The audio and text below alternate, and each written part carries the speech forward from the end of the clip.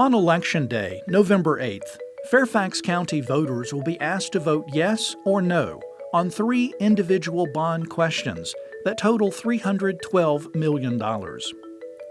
If a majority of voters approve a question, the county intends to issue general obligation bonds to fund the improvements described in each question.